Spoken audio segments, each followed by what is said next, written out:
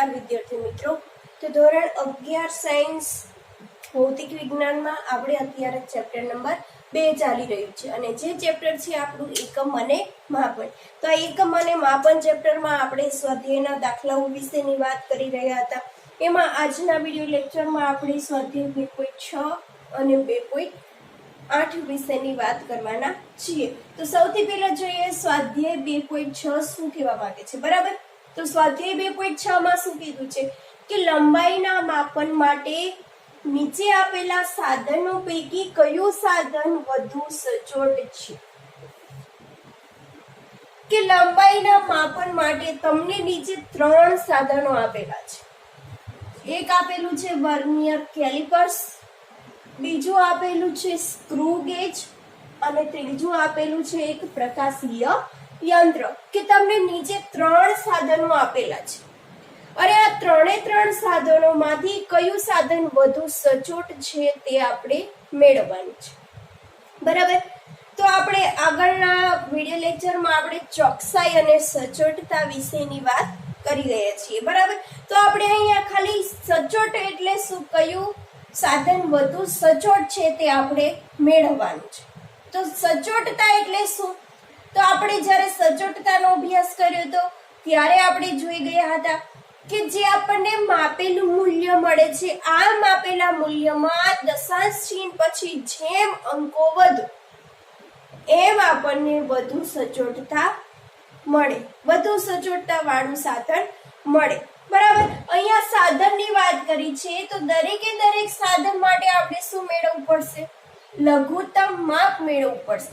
કે તમને 3 સાધન આપેલા છે, આ ત્રણે સાધનમાંથી કયું સાધન માં લઘુત્તમ માપ ઓછું છે। આ ઉપરાંત આપણે એ પણ જાણીએ છીએ કે લઘુત્તમ માપ જેમ ઓછું એમ એ સાધનની સચોટતા કેવી, વધારે, બરાબર। તો 3 સાધન આપેલા છે તો ત્રણે સાધનનું આપણે લઘુત્તમ માપ મેળવીશું અને જે સાધનનું આપણને લઘુત્તમ માપ ઓછું મળશે એ સાધન કેવું હશે, વધારે સચોટતા વાળું।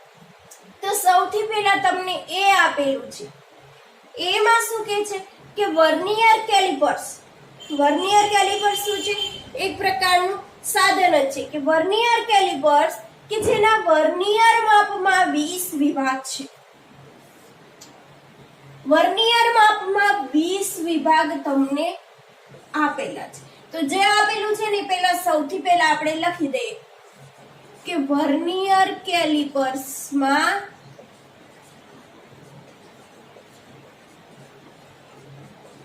વર્નિયર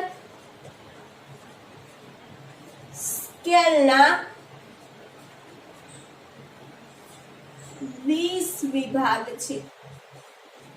જો અહીંયા વર્નિયર કેલિપર્સમાં શું હોય તો વર્નિયર કેલિપર્સમાં જ્યારે તમે પ્રેક્ટિકલ કરશો ત્યારે વર્નિયર કેલિપર્સ તમારી હાથમાં હશે ત્યારે તમને વધારે માહિતી મળશે, બરાબર।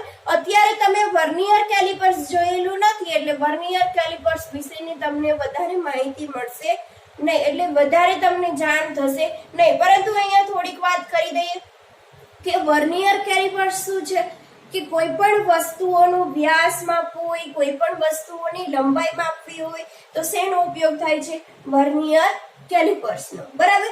અને આ વર્નિયર કેલિપર્સમાં મુખ્યત્વે 2 સ્કેલ હોય છે।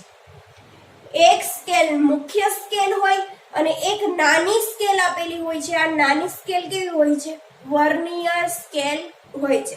હવે આ વર્નિયર સ્કેલમાં તમને કેટલા વિભાગ આપેલા છે, 20 વિભાગ આપેલા છે। તો હવે આપણે આ વર્નિયર કેલિપર્સનું લઘુત્તમ માપ મેળવવાનું છે।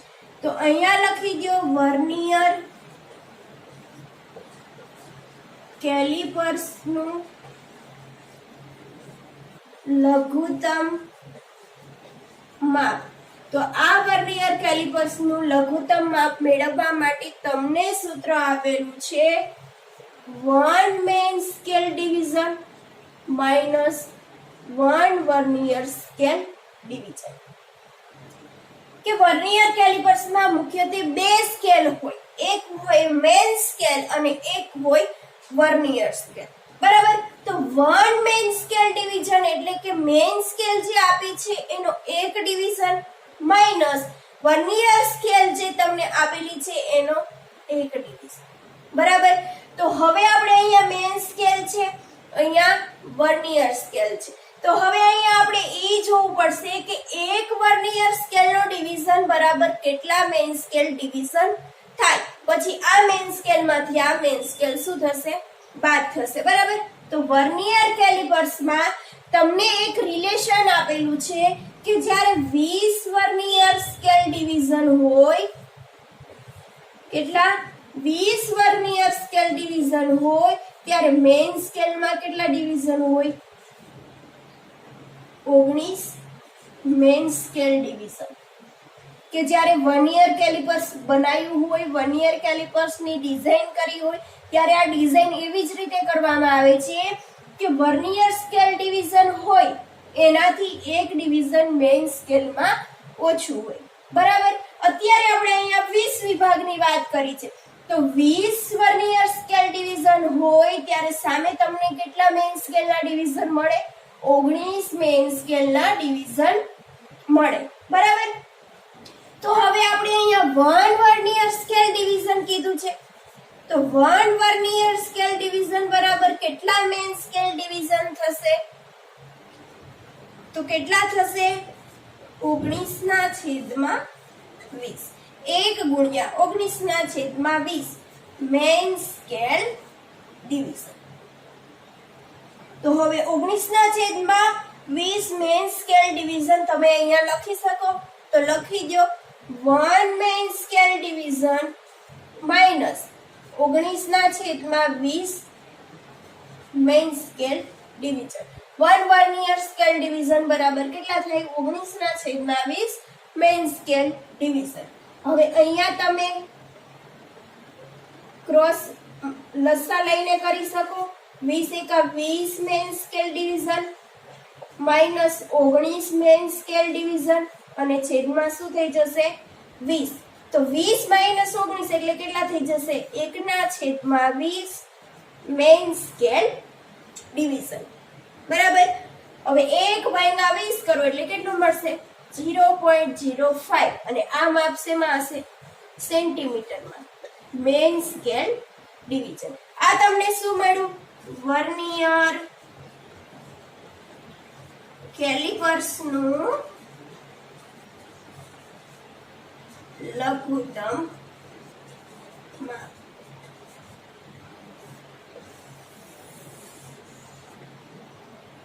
ત્રણે ત્રણ સાધનમાંથી કયું સાધન વધુ સચોટતા વાળું છે તે આપણે મેળવવાનું છે. બરાબર.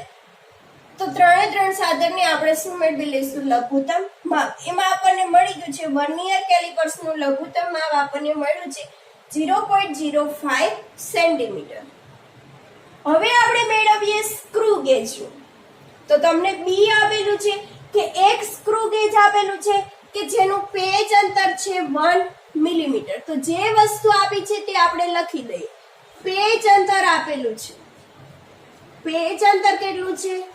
1 મિલીમીટર. તો એક સ્ક્રૂ ગેજ જેનું પેચ અંતર 1 મિલીમીટર અને વર્તુળાકાર સ્કેલ પર 20 વિભાગ છે.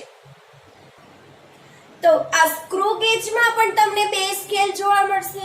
એક હોય છે મેઇન સ્કેલ અને એક હોય છે વર્તુળાકાર સ્કેલ.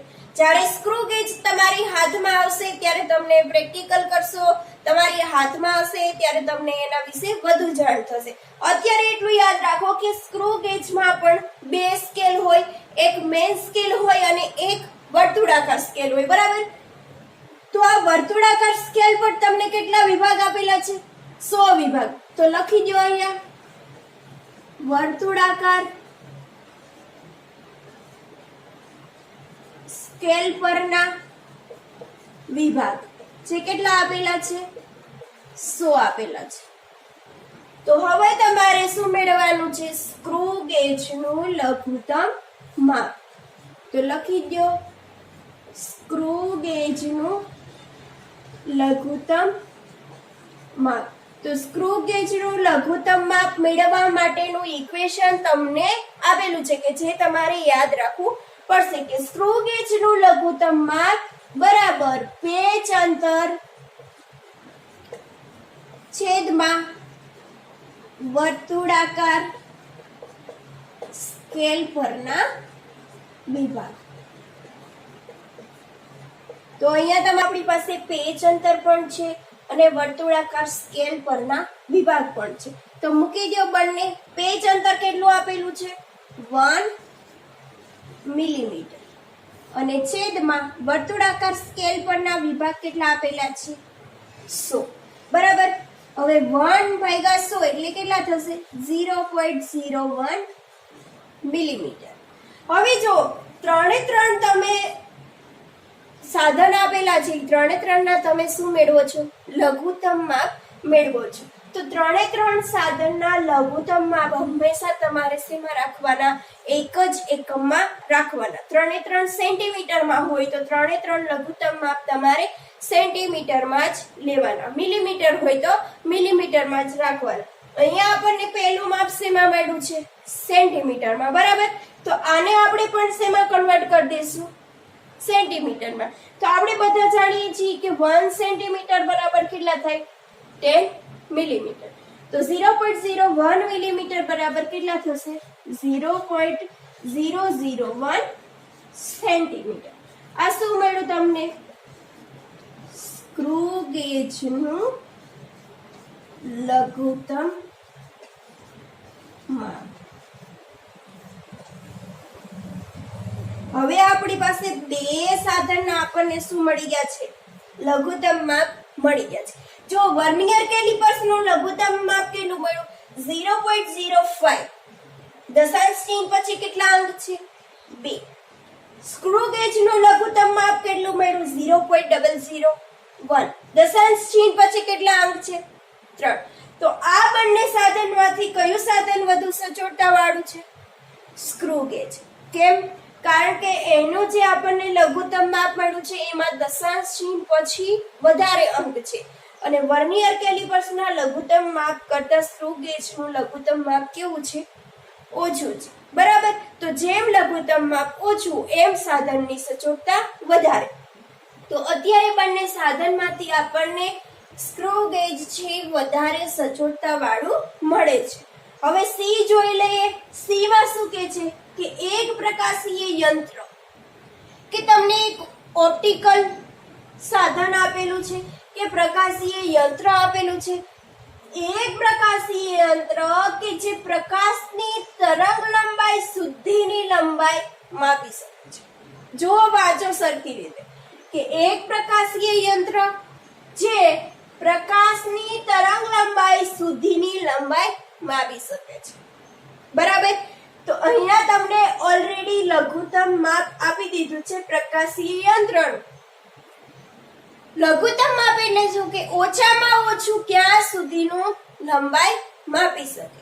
બરાબર. તો આપણને અહીંયા કીધું છે કે પ્રકાશની તરંગ લંબાઈ સુધીની લંબાઈ માપી શકે છે. તો પ્રકાશીય યંત્રનું લઘુત્તમ માપ બરાબર શું થશે? એનું લઘુત્તમ માપ કેટલું છે કે પ્રકાશની તરંગ લંબાઈ છે એટલું. તો લખી દો પ્રકાશની તરંગ લંબાઈ. કારણ કે પ્રકાશની તરંગ લંબાઈ સુધીની જ લંબાઈ શું કરે છે? માપી શકે છે. એનાથી ઓછી માપી શકતા નથી. તો અહીંયા આપણને લઘુત્તમ માપ મળી ગયું છે. હવે પ્રકાશની તરંગ લંબાઈ કેટલી છે? 10⁻⁵ સેન્ટીમીટર. તો 10⁻⁵ સેન્ટીમીટર એટલે કેટલા થશે? 0.00001 સેન્ટીમીટર. આ તમને શું મળ્યું? પ્રકાશીય યંત્રનું લઘુત્તમ માપ. તો 3 સાધનના લઘુત્તમ માપ આપણને મળી ગયા છે. બરાબર. હવે જો 3 સાધનમાં આ બે સાધનમાંથી સ્ક્રૂ ગેજ છે એ વધારે સચોટતા વાળું હતું. હવે સ્ક્રૂ ગેજ અને પ્રકાશીય યંત્રનું બંનેના લઘુત્તમ માપ જો બંનેમાં દશાંશ ચિહ્ન પછી કયા માપમાં અંકોની સંખ્યા વધારે છે? તો પ્રકાશીય યંત્રમાં. અને લઘુત્તમ માપ એનું ઘણું બધું ઓછું છે. માટે પ્રકાશીય યંત્રની સચોટતા કેવી હશે? વધારે. તો અહીંયા લખી દો, અહીંયા આપેલા સાધનો પૈકી પ્રકાશીય યંત્ર વધારે સચોટતા વાળું છે, કારણ કે પ્રકાશીય યંત્રનું લઘુત્તમ માપ બહુ જ નાનું છે અને એના માપનમાં દશાંશ ચિહ્ન પછી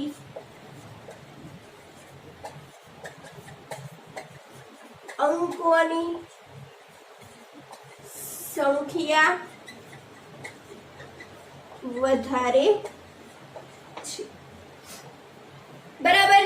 તો આ હતું તમારું સ્વાધ્યાય 2.6. હવે આપણે વાત કરીએ સ્વાધ્યાય 2.8 ની. બરાબર. તો સ્વાધ્યાય 2.8 શું કહેવા માંગે છે, એમાં તમને નીચેના પ્રશ્નોના જવાબ આપો એવું કીધેલું છે કે તમને નીચે 3 પ્રશ્ન પૂછેલા છે, A, B અને C. તો 3 નો આપણે શું કરવાનું છે, જવાબ આપવાનો છે. સૌથી પહેલા એ જોઈએ કે એ શું કહેવા માંગે છે. તો એમાં શું કીધું છે કે તમને એક દોરી અને મીટર પટ્ટી આપેલી છે. તમને અહીંયા 2 સાધનો આપવામાં આવે છે. એક આપવામાં આવે છે દોરી અને બીજું આપવામાં આવે છે મીટર પટ્ટી.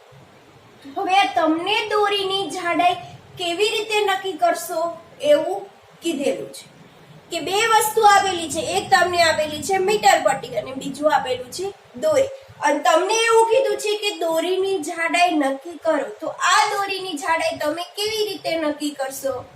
તો અહીંયા તમને એવો વિચાર આવે કે માની લો કે તમને વર્નિયર કેલિપર્સ આપેલું હોય કે સ્ક્રૂ ગેજ આપેલું હોય. તો વર્નિયર કેલિપર્સ અને સ્ક્રૂ ગેજની મદદથી તો તમે આસાનીથી દોરીની જાડાઈ નક્કી કરશો, પરંતુ અહીંયા તો તમને મીટર પટ્ટી આપી છે અને મીટર પટ્ટીનો તમારે ઉપયોગ કરવાનો છે અને એની મદદથી તમારે શું કરવાનું છે, દોરીની જાડાઈ નક્કી કરવાની છે.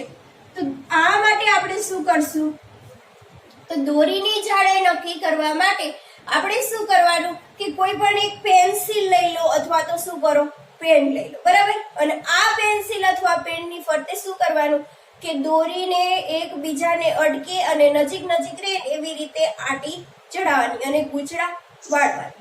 બરાબર. તો આ દોરીને પેન્સિલની ફરતે એકબીજાની અટકે અને નજીક નજીક રહે એવી રીતે વીંટોળતા શું થશે, અનેક તમને ઘણા બધા ગૂંચળાઓ મળશે.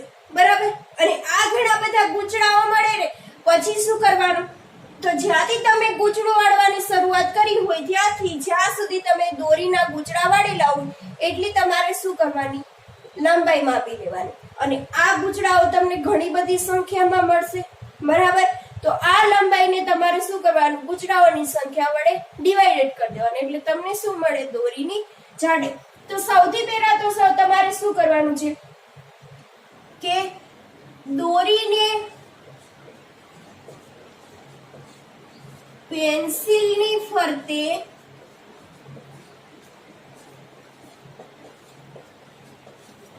એકબીજાને અટકે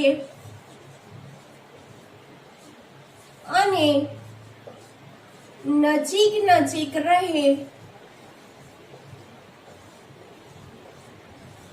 એવી રીતે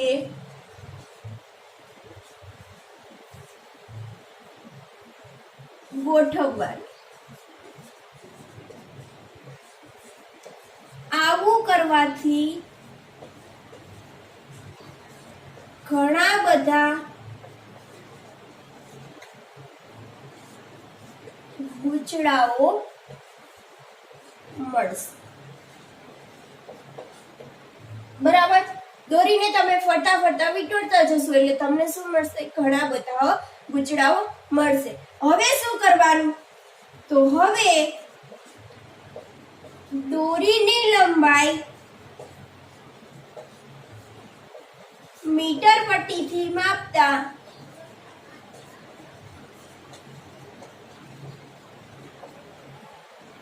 ધારો કે દોરીની લંબાઈ L છે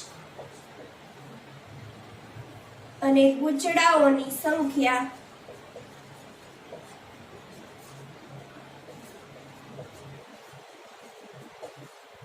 N છે. બરાબર કે આવી રીતે તમારી પાસે કોઈ પણ નળાકાર હોય અથવા તો કોઈ પણ શું આપેલી હોય, આ પેન્સિલ આપેલી, તો આવી રીતે તમારે શું કરવાનું, એની ઉપર દોરીના એકબીજાની બાજુમાં રહે ને એવી રીતે દોરીને શું કરવાની, વીંટાળી દેવાની. બરાબર. હવે આ દરેકે દરેક આંટાઓની સંખ્યા તમને કેટલી મળે છે? N. અને અહીંયાથી અહીંયા સુધીની લંબાઈ તમારે શું કરવાનું, મીટર પટ્ટીથી માપી લેવાની. તો તમને અહીંયા n આંટાઓ વીંટોળેલા છે અને આ n આંટાઓની દોરીની લંબાઈ તમને કેટલી મળે છે? n. બરાબર. તો અહીંયા લખી દો n આંટાઓની દોરીની લંબાઈ કેટલી છે? n. તો આપણે શું કરવાનું છે, આપણે એક જ આંટાની લંબાઈ મેળવવાની છે અને આ દરેકે દરેક આંટાઓની જે આપણને લંબાઈ મળશે એ શું થઈ જશે, દોરીની જાડાઈ થઈ જશે. બરાબર. તો આ દરેકે દરેક આંટાઓની જે આપણને લંબાઈ મળે એ લંબાઈ આપણી શું થઈ જશે, દોરીની જાડાઈ. અહીંયા આપણને n આંટાઓની દોરીની લંબાઈ L મળે છે, તો દરેક આંટાની દોરીની લંબાઈ મેળવવાની છે. તો એક આંટાની દોરીની લંબાઈ કેટલી? તો કેટલી થઈ જશે? દરેક આંટાઓની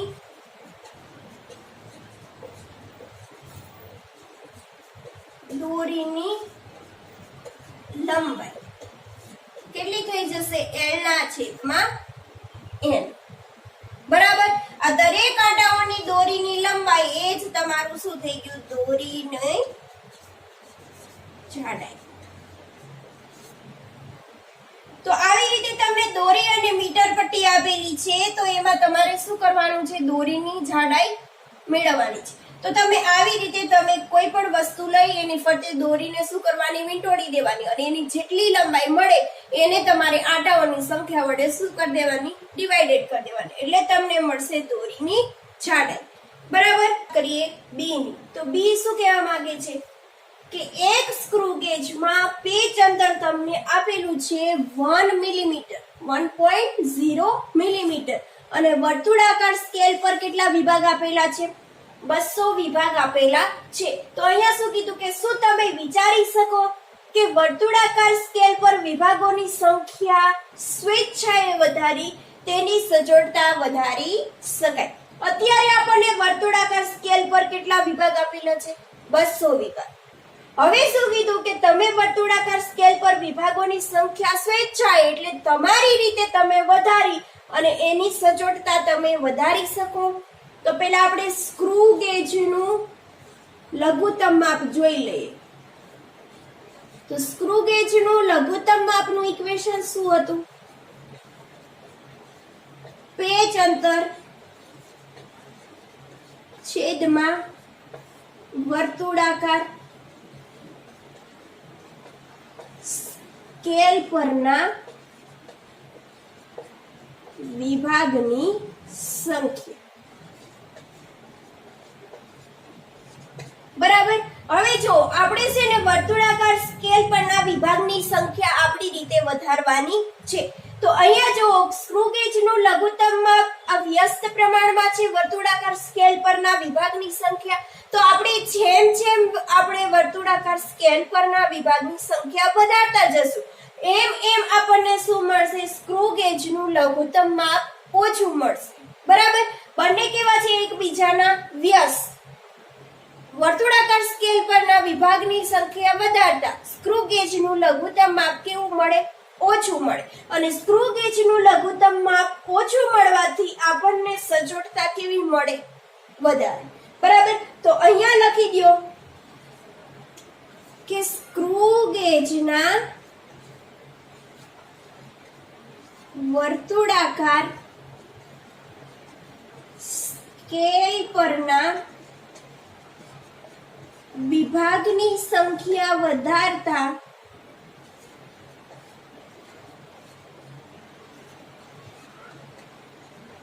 સ્ક્રૂ ગેજનું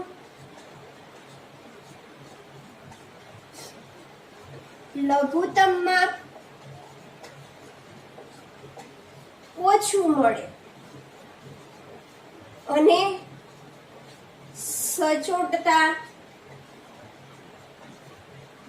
વધારી શકાય. પરંતુ અહીંયા તમને બે મર્યાદા જોવા મળશે.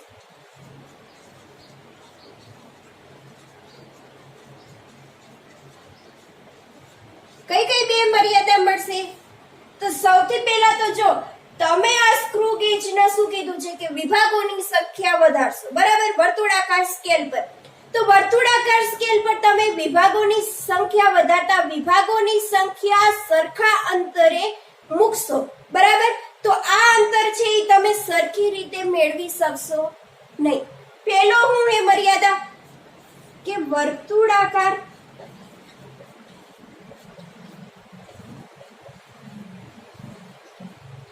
સ્કેલ પર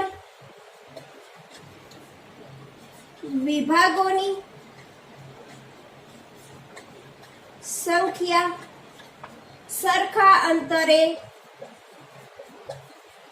મેળવી શકશું નહીં. તો પહેલી મર્યાદા આ જોવા મળશે અને બીજું શું જોવા મળશે કે આ તમે વિભાગોની સંખ્યા વધુ ને વધુ તમે વધારતા જાઓ. બરાબર.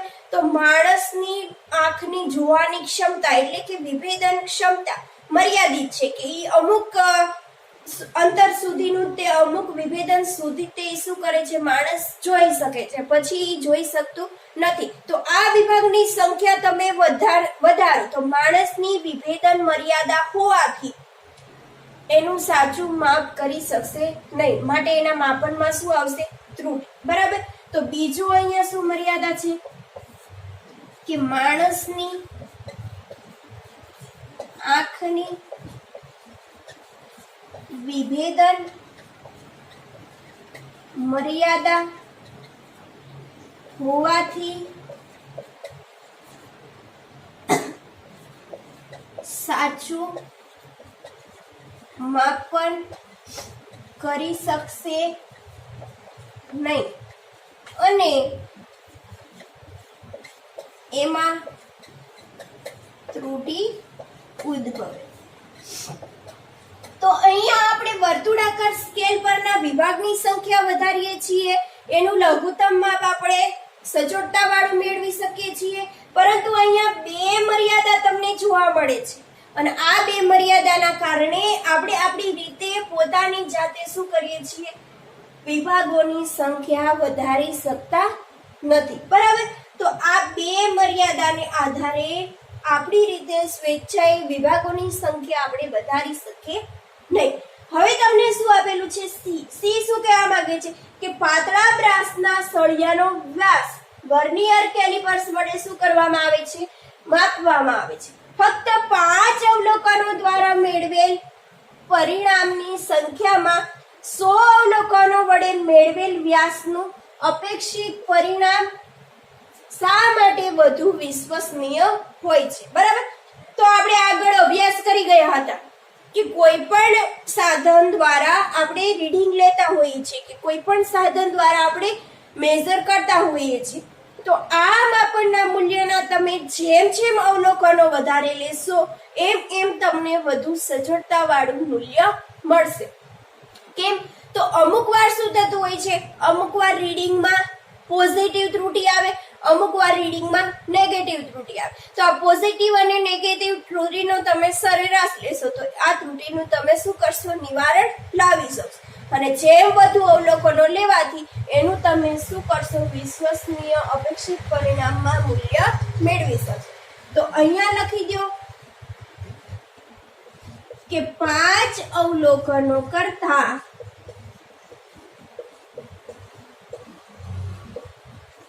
100 અવલોકનોમાં અથવા તો 100 અવલોકનો વડે વ્યાસનું પરિણામ વિશ્વસનીય મેળવી શકશું. કારણ કે એમાં ઉદ્ભવતી પોઝિટિવ ત્રુટી અને નેગેટિવ ત્રુટીનું નિવારણ લાવી શકાય છે અને ત્રુટી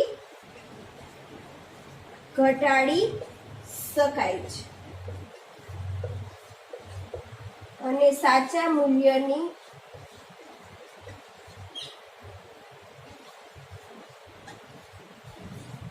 નજીકનું મૂલ્ય આપણે મેળવી શકીએ છીએ.